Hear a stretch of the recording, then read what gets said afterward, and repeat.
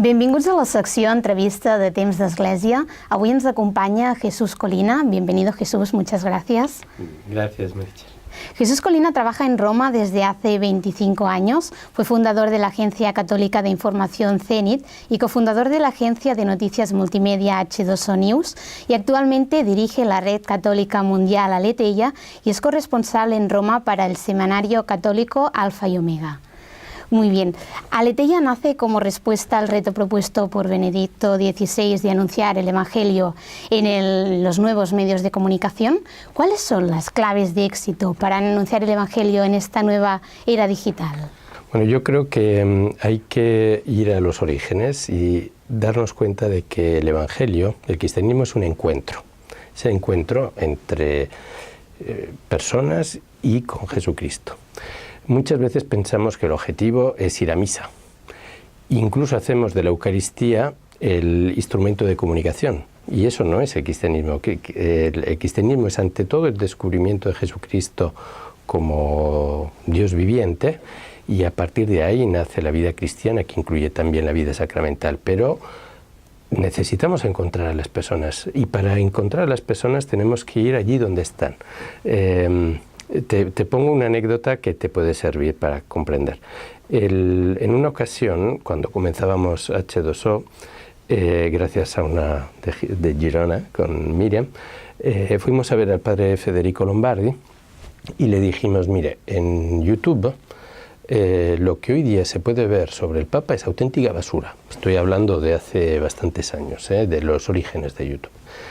El padre Lombardi estaba un poco enfermo ese día, nos escuchó y yo dije, me parece que hemos venido a una cita un poco perdida. Y al mes siguiente me llama y me dice, mira, que sepas que vamos a lanzarnos a YouTube, vamos a crear un canal oficial YouTube del Vaticano, porque se lo he comentado al Papa, entonces era Benedicto XVI, y me ha dicho, tenemos que estar allí donde están las personas, porque es solo allí donde podemos hacer un encuentro. De manera que las redes se convierten en un lugar como es la plaza junto a la Catedral de Girona, es el lugar donde las personas pueden encontrarse, crear relaciones. Y el Evangelio comienza por un encuentro y por las relaciones. Por eso es muy importante el factor de interacción, supongo que permite también las redes sociales, pero que permite a la propuesta que ofrecen ustedes con Aleteia. ¿Aleteia entonces es un producto de consumo interno para los católicos o gracias a la irrupción de las redes sociales se ha convertido un poco en un producto que se hace extensible en toda la sociedad? Mira, según diferentes países, pero en concreto en Estados Unidos hay un estudio de la Universidad de Georgetown que dice que el 4% de los católicos leen sitios católicos. El resto ni saben que existen. ¿Qué quiero decir con esto? Que si nosotros creamos contenidos de sacristía, no estamos haciendo evangelización. El gran reto que nosotros tenemos es el poder compartir nuestra fe y hacerlo con un lenguaje sencillo, con historias, como Jesús hizo en el Evangelio. ¿Qué decía Jesús? Contaba historias, las parábolas. Nosotros también tenemos que descubrir cuál es el lenguaje que la gente habla en las redes para poder compartir el Evangelio de una manera fresca, de una manera sencilla. Nuestro objetivo consiste en crear contenidos que puedan ayudar a las personas a vivir una vida mejor, a ser más felices, y que cuando los lean estén tan contentos de haberlos leído que digan, esto lo tengo que compartir con mi novia, con mi amigo, con mi madre o con quien sea, ¿no? El día en que nosotros logremos eso, ese día cumpliremos el objetivo de Aleteia. Gracias a Dios, es un problema también, el 70% de nuestro tráfico prácticamente viene de Facebook. Dependemos demasiado de Facebook, lo cual es peligroso, pero es también algo que nos motiva, porque significa que es algo interactivo, que es algo que está creciendo gracias a las personas que se pasan los contenidos. Claro, sería como la plataforma por excelencia para compartir los contenidos. Sí, sí. Hoy día tenemos 5.800.000 usuarios únicos en el mes de abril, en algún mes hemos llegado hasta 8 millones, pero es gracias a eso, es gracias a la facilidad que tienen las redes de compartir. Si nosotros hubiéramos tenido que hacer una campaña de comunicación para llegar a esos objetivos, nunca hubiéramos tenido el dinero. Porque la otra cara de la moneda es que aletheia significa verdad en griego, y la verdad como periodista a veces puede pagarse muy cara, ¿no? Bueno, ante todo yo creo que es importante recordar algo que también decía Benedicto XVI, y es que la verdad no te pertenece. La verdad es como un hijo. Es un hijo que tú tienes que respetar, que no es tuyo en el fondo. Esa es la verdad. La verdad no la puedes compartir diciendo yo tengo la verdad y tú, pobre idiota, tienes que aprender de mí. La verdad es un camino juntos para poco a poco descubrir las diferentes facetas y avanzar en cierto sentido hasta el infinito, porque la verdad última es Dios y Dios es infinito, ¿no? Por tanto, la actitud de quien llega diciendo yo sé todo y te voy a convencer, además de que no es cristiana, es contraproducente. En el fondo, los medios de comunicación social, desde mi punto de vista, ya no son medios de comunicación, son relaciones. Lo que vale de un medio de comunicación no son sus contenidos, son la audiencia y la relación que crea con la audiencia. Nuestro objetivo es crear una relación con la audiencia y avanzar con ellos, y posiblemente los contenidos van a evolucionar porque la audiencia no va a buscar lo que tú pensabas y tú tienes que escuchar. El Papa Francisco nos está llamando un día sí y el otro también a una conversión pastoral en la Iglesia. ¿En qué consiste esta conversión? Consiste en escuchar. En Francia hace 5 años un amigo periodista hizo un libro donde trataba de comprender un fenómeno. Las iglesias protestantes en Francia tenían una audiencia mayor que la católica, cuando el número de los protestantes en Francia era muy inferior. Entonces él quería descubrir por qué, y la conclusión del libro es los católicos hablan, los protestantes escuchan. Es decir, muchas veces cuando los católicos lanzamos un medio de comunicación lo hacemos porque queremos decir algo, cuando la esencia en las redes es crear una relación, es escuchar al otro, saber cuáles son sus dificultades, por qué no es capaz de entender lo que yo le quiero decir. Tengo que escucharlo, tengo que ponerme a la escucha, y Internet te da oportunidades fantásticas de escucha, de análisis analítico, de comprender cuáles son los trending topics, de comprender cuáles son los temas que crean más tráfico en Google, etcétera, ¿no? Y de esa manera, casi en tiempo real, podemos crear una conversación. Al fin y al cabo estamos haciendo una conversación. Porque las redes y los medios de comunicación en las redes nos están proponiendo como la gran oportunidad pastoral, ¿no?, que tenemos que saber aprovecharla. Sí, y insisto en el mensaje que lanza el Papa Francisco en la conversión pastoral.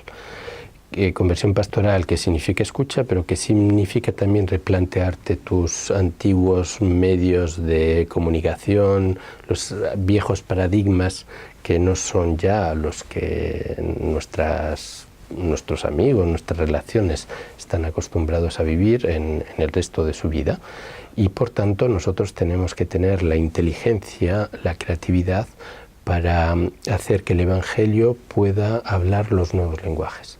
Eso es difícil, pero antes hablaba del ejemplo de Francia, por ejemplo, y hoy esa realidad que existía hace 5 años ya no existe, porque ha habido varias iniciativas que han surgido en estos últimos años con los que la Conferencia Episcopal, algunas diócesis, movimientos, comunidades, etcétera, se han puesto a la escucha y han lanzado iniciativas sumamente creativas. Eso ha hecho que hoy día la audiencia en Internet entre el mundo católico ha crecido notablemente en Francia. A lo largo de su trayectoria profesional usted ha informado de cónclaves, de elecciones de Papa, de muertes de Papa. ¿Y cuál ha sido el momento, la experiencia o la cobertura que más ha trabajado a lo largo de su carrera, que más le ha impactado, que más recuerda, ¿no, ahora? Hay dos momentos. El primero fue la muerte de Juan Pablo II. Cuando tú ves al presidente de Irán junto a George Bush en un entierro, cuando era imposible unir a dos personalidades. Ahí te dabas cuenta. Si quieres te doy un pequeño scoop. En la noche antes del funeral de Juan Pablo II, las fuerzas de seguridad americanas que acompañaban a Bush habían pasado por la vía de la conciliación a toda velocidad. Nosotros estábamos allí en el Consejo Pontificio y de repente hay uno, el portero, que se había quedado a trabajar tarde porque eran días de locura, dice: mirad a esos dos que están caminando por la vía de la conciliación. Y eran Bush y Clinton, que caminaban por su cuenta.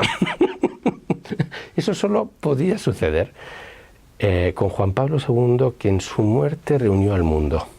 Fue algo que solo quien, bueno, posiblemente tú también lo viviste, pero solo quien lo vive se puede dar cuenta de lo increíble que fue. Una especie de comunión mundial basada en el testimonio de una persona sincera y creíble.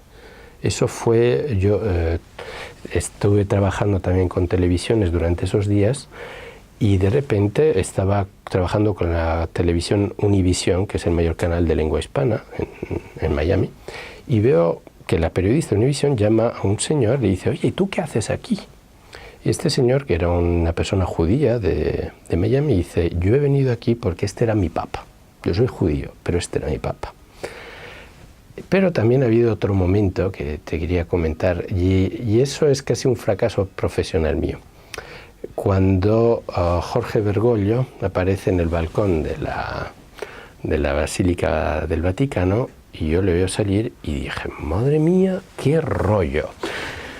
Esto va a ser un rollo. Yo había conocido a Bergoglio y le había visto siempre muy comedido, casi tímido, no quería molestar nunca en Roma. Él llegaba y se iba de Roma y estaba el menos tiempo posible. Si iba a una reunión no llamaba a nadie la atención. Yo le cruzaba alguna vez en la calle y casi me daba miedo a saludarle para no molestarle, porque él iba a lo suyo, ¿no? Y yo dije: madre mía, esto va a ser algo insoportable.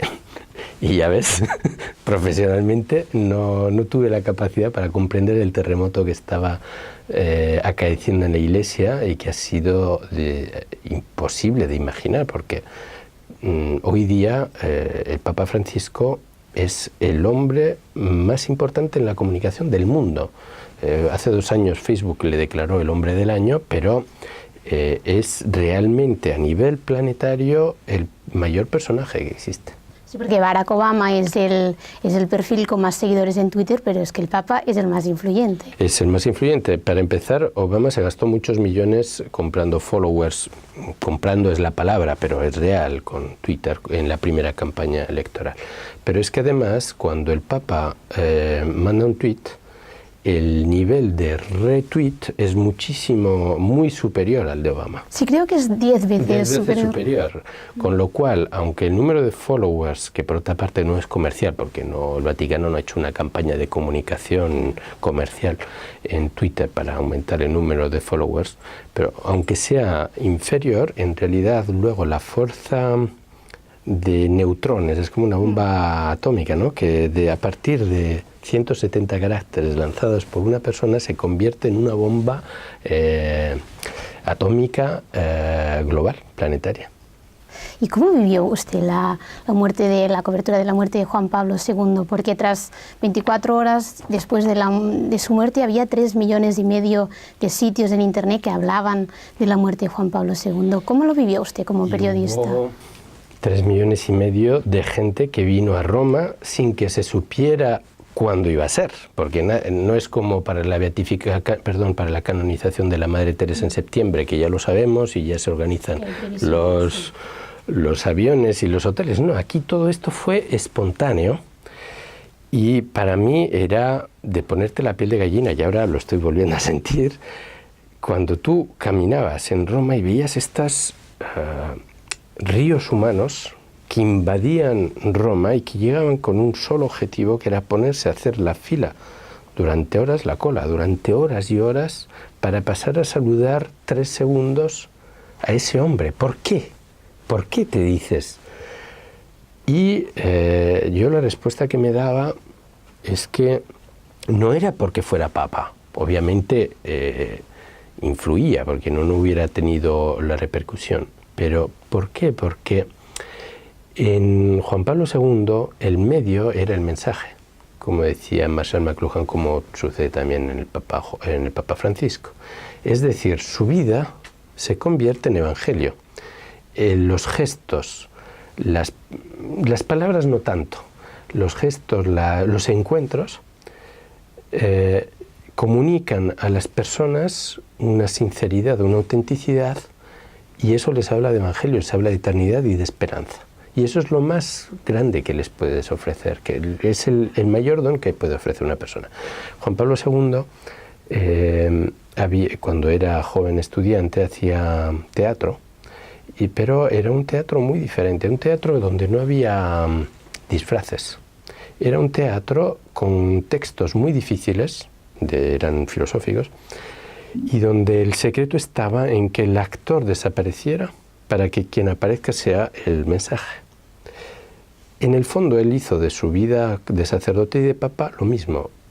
Hizo el ser otro Cristo, el ser alter Christus, que es el sacerdote. Es decir, que su vida se transforme en evangelio y que las personas cuando le ven, le saludan, reconozcan el evangelio. Millor dues. Millor dues. Millor dues. Millor totes dues. A la pròxima declaració de la renda, marca les dues caselles d'assignació solidària. Ho donaràs tot per ajudar a més. Millor dues. És el teu dret i a tu no et costa res. Càritas. Usted es también uno de los ojos vaticanos en España, informando desde Roma para el Semanario Católico de Información Alfa y Omega. ¿Cree usted que España sufre un poco analfabetismo religioso? Sí, yo creo que sí, sobre todo si uno tiene en cuenta el pasado educativo español. Ahora te voy a decir, no sé si es una cosa buena o mala. No lo sé, porque antes que había un mayor alfabetismo religioso, había también muchos más prejuicios. Es decir, la cultura católica tenía también matices políticos, sociales, que crearon en muchas personas prejuicios e impedimentos para abrazar la fe, para descubrirla. Hoy día el analfabetismo religioso se convierte en una oportunidad, porque la mayoría de los jóvenes que tú conocerás no tienen ni idea de nada. Entonces lo que tú les cuentas es nuevo.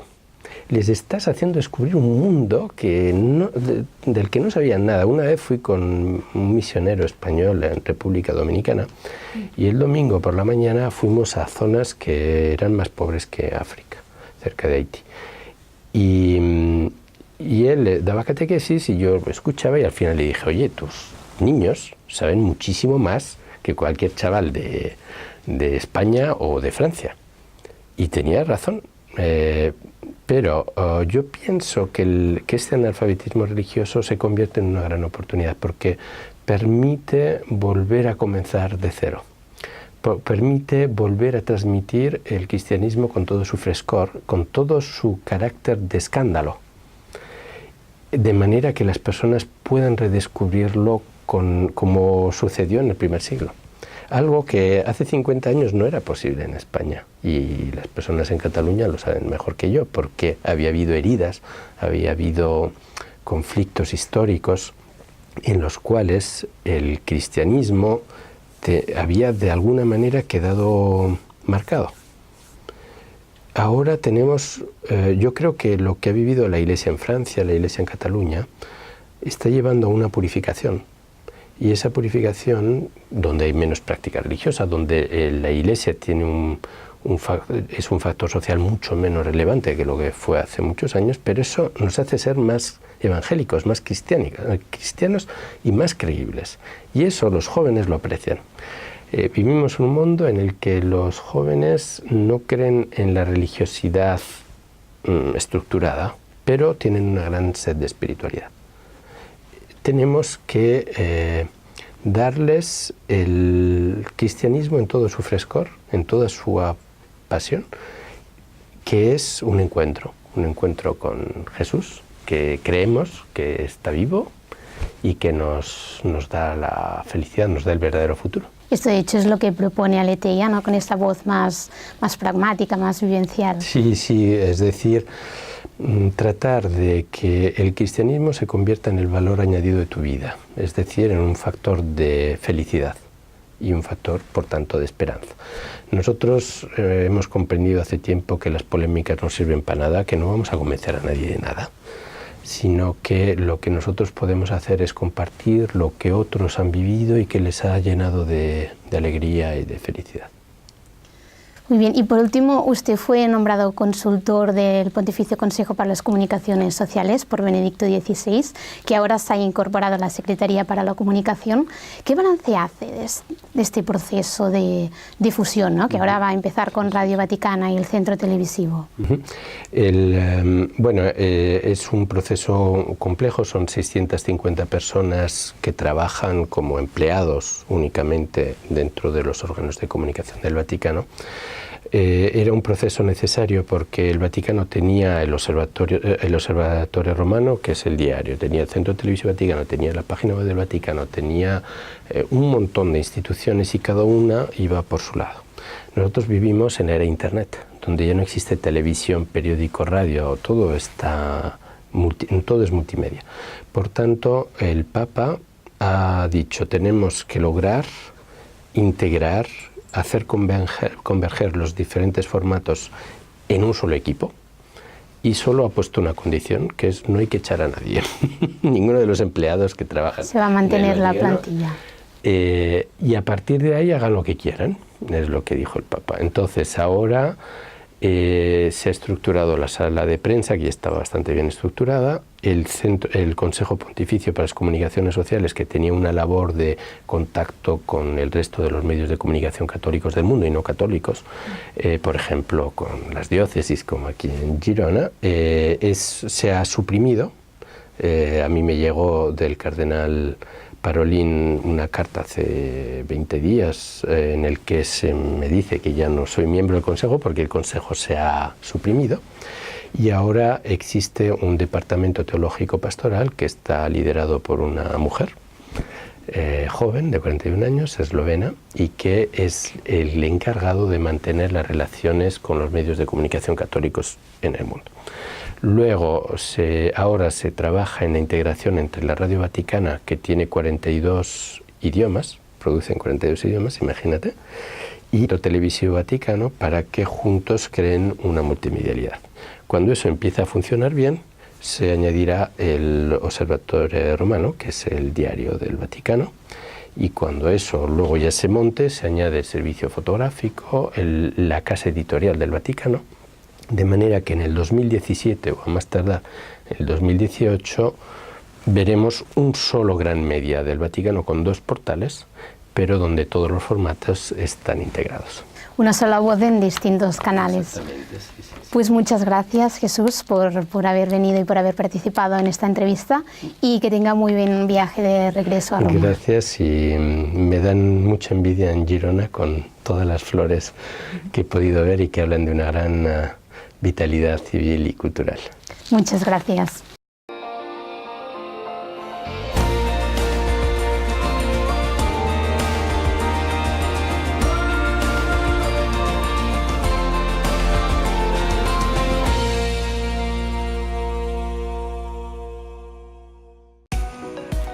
Tu X es mi fe.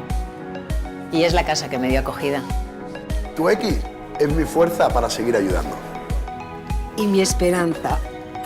Tu X me ha ayudado a salir adelante. Porque detrás de cada X hay una historia. Marca la casilla de la Iglesia en tu declaración de la renta. Por tantos que necesitan tanto.